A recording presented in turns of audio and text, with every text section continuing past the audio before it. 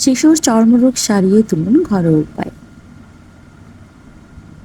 শিশুর শরীরে হঠাৎই লাল ছোপ কিংবা চুলকানি হচ্ছে, এক্ষেত্রে অবশ্যই দুশ্চিন্তার কারণ রয়েছে। এমন লক্ষণ একজিমার প্রভাবও হতে পারে। শিশুর ত্বকে এ সময় লাল লাল র্যাশ বের হয়।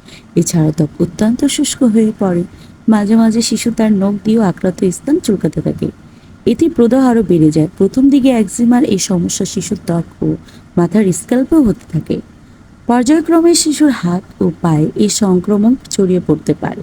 যদিও একজিমার চিকিৎসা হিসেবে সবাই ময়শ্চারাইজার ক্রিম ও স্টেরয়েড ক্রিম ব্যবহার করে থাকেন, তবে কিছু ঘরোয়া উপায়ও রয়েছে যাতে করে শিশুর একজিমা প্রতিরোধ করা সম্ভব।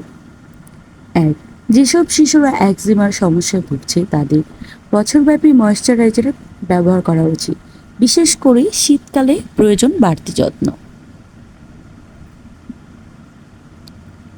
2, সূর্যমুখী তেল একজিমা রোগের জম হিসাবে কাজ করে। এতে চুলকানির সমস্যা ধীরে ধীরে কমতে শুরু করে। অতিরিক্ত শুষ্কতা দূর করতে এই তেলের ভূমিকা অত্যাধিক। নারকেল তেলও একজিমা রোধে বেশ কার্যকারী। শিশু বা প্রাপ্তবয়স্ক সবার জন্য এই তেল উপকারী।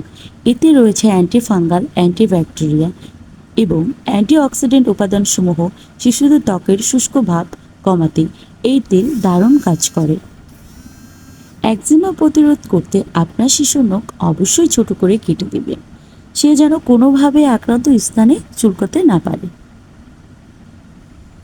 গোসলের শিশুর শরীরে কোনোভাবেই সাধারণ ফেনাযুক্ত সাবান ব্যবহার করবেন না।